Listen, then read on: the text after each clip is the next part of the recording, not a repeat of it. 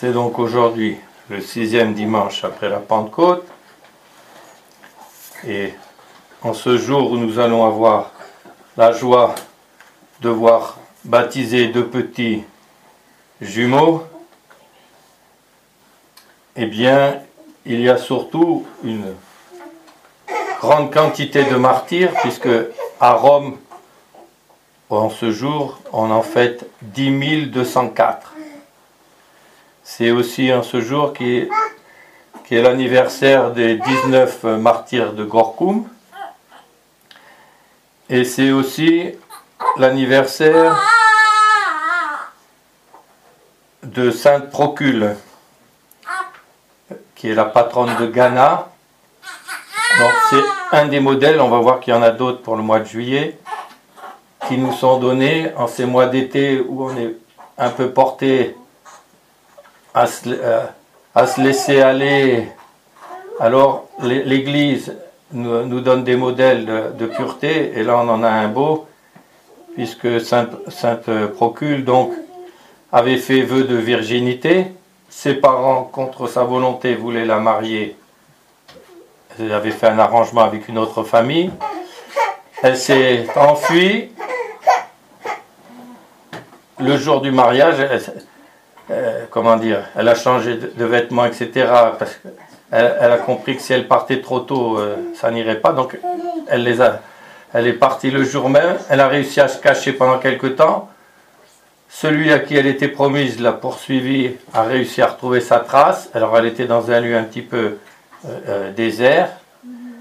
Et il lui a dit, ou bien tu m'acceptes, ou bien... Bon. Et alors, comme elle s'était vouée à notre Seigneur, elle s'est recommandée à Dieu. Il lui a coupé la tête, et chose quand même assez inouïe. Bon, on me disait aussi que Sainte Solange, il y a eu quelque chose de semblable, mais sinon on le connaît surtout de Saint-Denis. Elle a repris sa tête, elle s'est redressée, elle a repris sa tête, elle a marché vers Ghana.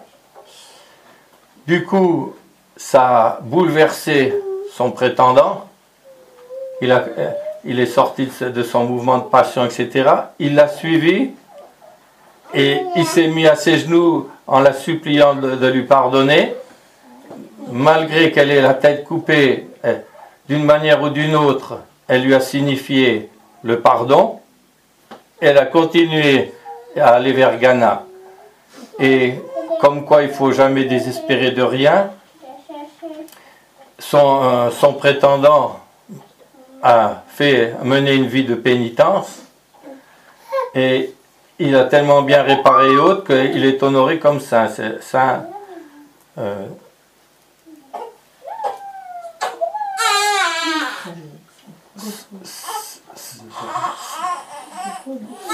Saint Géraud, voilà, Saint Géraud.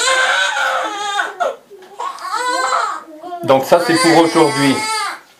Alors, demain, ça sera la fête des 7 frères martyrs, fils de Sainte Félicité, qui elle-même a été martyrisée après leur maman. Et les 7 frères sont Saint Janvier, Saint Félix, on aura là une fête demain là, Saint Philippe, Saint Sylvain, Saint Alexandre, Saint Vital et Saint Martial. Et deuxième exemple, en ces mois chauds de pureté et de virginité consacrée, ce sont 2 sœurs, pareil, qui avaient fait vœu de virginité, que les parents voulaient forcer à se marier, et qui ont préféré donner leur tête plutôt que de renoncer à leur vœu de virginité. C'est Sainte Rufine et Segonde. Et mardi, ça sera la fête de Saint Pie Ier, pape et martyr. Petit rappel qui est toujours bon à faire, c'est tous les premiers papes des 3 premiers siècles sont tous morts martyrs. C'est quelque chose vraiment à retenir, ça. Tous les papes des 3 premiers siècles sont tous morts martyrs. Mercredi, ça sera la fête de Saint Jean Galbert, abbé qui a beaucoup lutté contre la simonie, c'est-à-dire faire payer pour les sacrements et autres. Jeudi, ça sera la fête de Saint Anaclet, pape et martyr, qu'il ne faut pas confondre avec Saint Clé, qui est le 2e pape, lui c'est après. Vendredi, ça sera la fête de Saint Bonaventure, évêque, confesseur et docteur de la Sainte Église, qui a été un temps le général des franciscains. Et dimanche prochain, on aura encore, je dirais, un exemple encore plus grand de la pureté vouée à Dieu. Alors là, c'est vraiment déconcertant, tellement c'est impressionnant.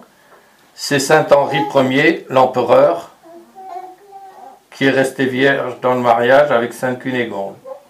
Donc, il y a d'autres cas comme ça. Hein. Bon, les premiers à l'avoir fait, c'est évidemment Saint Joseph et la très sainte Vierge Marie. Mais il y en a beaucoup d'autres. Donc voilà, tous ces modèles. Et le jour de Saint Jean Galbert, il y a aussi 2 autres martyrs, Nabor et Félix. Il y a encore un autre Félix.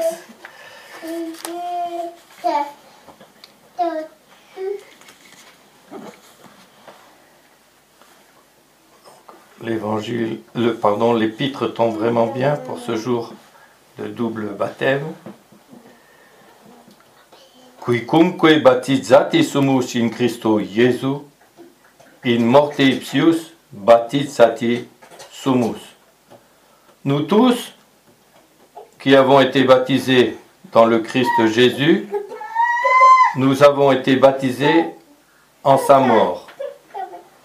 Au nom du Père et du Fils et du Saint-Esprit, ainsi soit-il.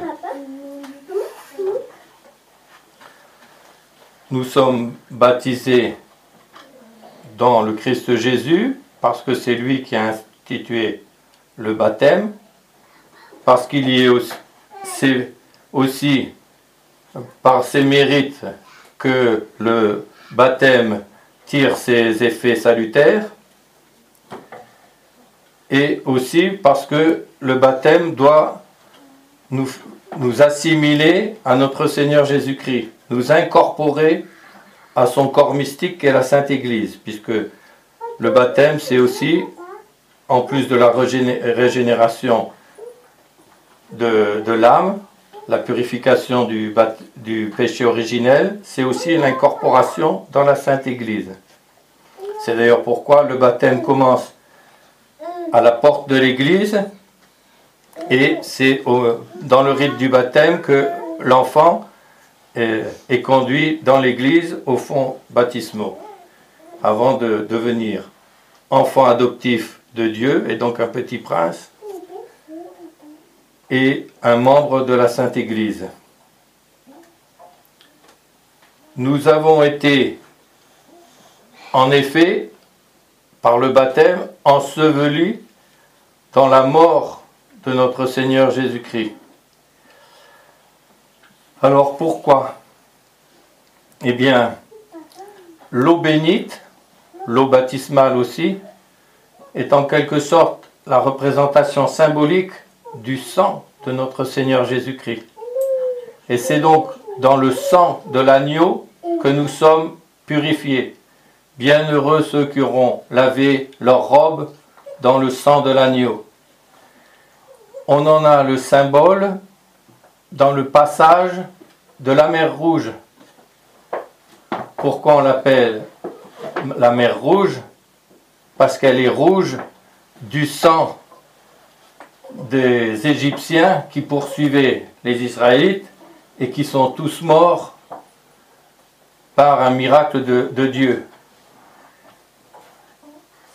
Le symbole, vous le connaissez bien. L'Égypte, ça représente l'infidélité, le péché, etc. On passe par le désert, la pénitence et autres, pour atteindre la mer Rouge. avec la mer Rouge, on continue encore à traverser le désert par la pénitence de cette vie. Et normalement, en restant fidèle, on doit passer ensuite le Jourdain, qui nous fait, et c'est pas pour ça que c'est pas un hasard non plus si Saint Jean-Baptiste baptisé dans le Jourdain, qui nous fait entrer dans la Terre Sainte. Et déjà, en rentrant, en étant incorporé par le baptême dans la Sainte Église militante, on est déjà un petit peu dans les prémices de l'incorporation qui doit être définitive, celle-là, pour ceux qui seront restés fidèles, dans l'Église triomphante du ciel. Donc, on est comme plongé dans le sang de notre Seigneur. Bon, actuellement, on fait un baptême par aspersion, mais pendant des siècles, et selon les cas aussi, ça se faisait par immersion. Et là, on verse l'eau 3 fois en l'honneur de la Sainte Trinité, au nom du Père, du Fils et du Saint-Esprit. Là, on immergeait le corps entier, on le voit pour Clovis. On immergeait le corps entier dans la cuve baptismale. Et saint Thomas nous enseigne que c'est pas seulement en l'honneur de la Sainte Trinité, mais ça nous montre aussi que notre Seigneur a été enseveli dans la terre pendant 3 jours, au moins pendant le Triduum sacré. Une partie du vendredi saint, le samedi saint et une petite partie du dimanche de Pâques. Donc là encore, ça rappelle ce que nous explique saint Paul ici, qu'on est enseveli dans la mort de notre Seigneur. Alors, saint Thomas fait remarquer que les sacrements du Nouveau Testament sont des signes sensibles qui opèrent la grâce qu'ils signifient. Alors, il y a évidemment, quand on plonge quelqu'un dans l'eau, il y a la purification. Mais là, comme le symbole, c'est d'être plongé dans le sang, on est comme plongé dans la mer. Mais alors, il dit, d'habitude, on meurt. Le corps meurt, et c'est seulement une fois qu'on est mort qu'on est plongé dans la terre. Tandis que là, c'est l'inverse. On est plongé dans l'onde, dans l'eau, qui représente la mort, et elle opère en nous la mort au péché. Parce que voilà, dans quelle mort on est plongé, c'est la mort au péché. Alors, autre symbole. Il y a une grande différence entre le baptême que notre Seigneur a reçu au Jourdain et celui que nous pouvons recevoir nous.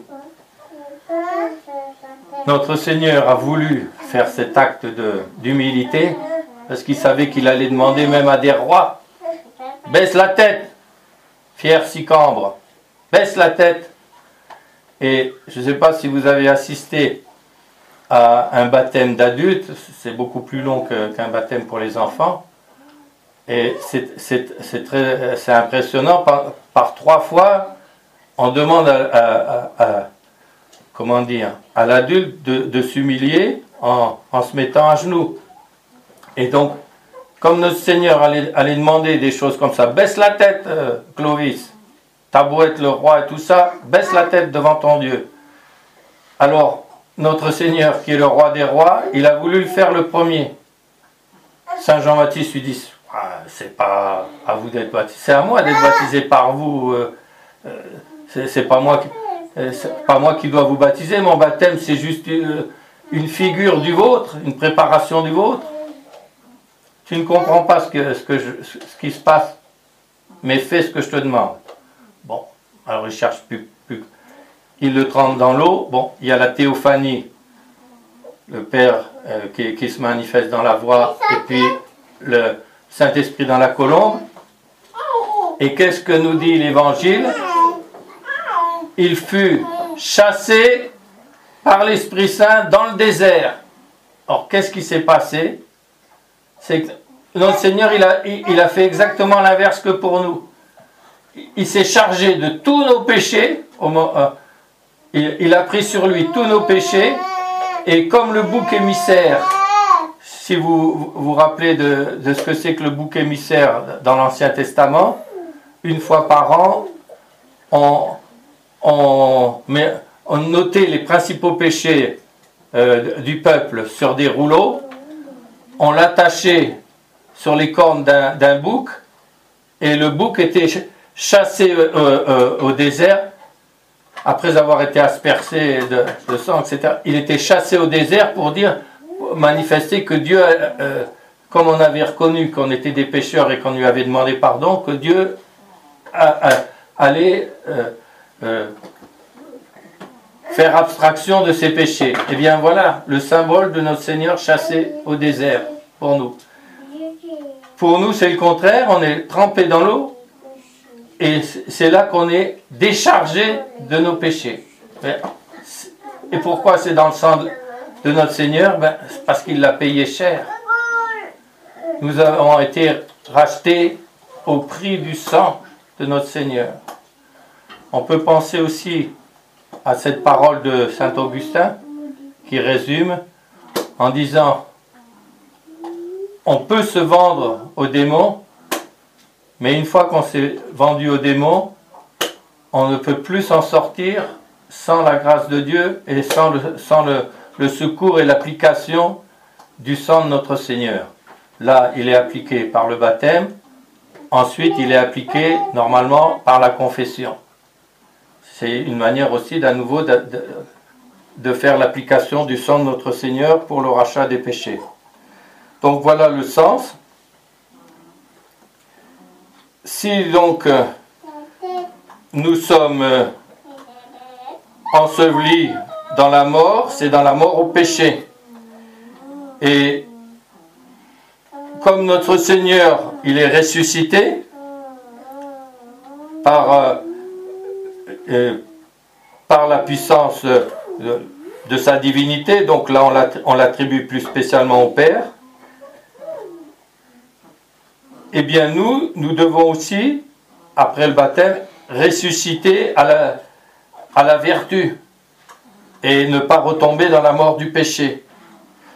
Et ça, il nous explique encore, le vieil homme, notre vieux fond de péché, de pécheur, etc., a été crucifié, chirographum. L'édit de malédiction, dit saint Paul, a été accroché avec notre Seigneur sur la croix. Et le prophète disait: maudit soit celui qui pend au bois. Ça veut dire que notre Seigneur, notre Sauveur, s'est fait maudit pour nous. Voilà tout ce que nous devons à notre Seigneur. Alors, sachant cela, continue saint Paul, que notre vieil homme a été crucifié, etc., afin que soit détruit le corps du péché, afin que soit détruit en nous, eh bien, le péché originel et une grande partie de ces mauvais instincts et autres qui étaient liés, même s'il nous en reste une part malheureusement aussi, mais c'est pour nous apprendre à lutter et à mériter, afin que nous ne servions plus désormais le péché, que nous ne soyons plus l'esclave du péché. On sert le péché quand on pêche, quand on ne respecte pas la loi de Dieu, et quand on se laisse entraîner, justement, par exemple, tout ce qui est sensible en notre corps, notre âme n'a plus la force de le dominer et se laisse entraîner. Si nous sommes, continue saint Paul, morts avec le Christ, nous croyons que nous vivrons aussi avec le Christ, sachant que le Christ est mort une fois et il ne meurt plus. Donc nous, eh bien, il faut aussi qu'on tende à ne plus mourir par le péché. Et à ce moment-là, si on reste incorporé en notre Seigneur, si on reste en état de grâce ou si on retrouve l'état de grâce, après avoir malheureusement avoir chuté,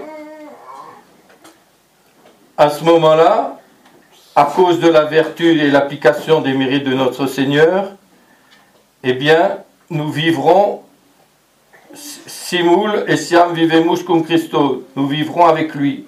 Et saint Thomas nous dit, nous vivrons avec lui déjà ici-bas par la grâce et dans l'éternité par la gloire.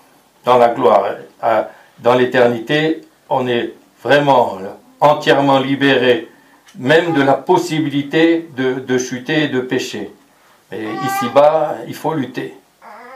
Ici-bas, c'est l'église militante, celle qui lutte. Et donc les membres sont aussi des lutteurs.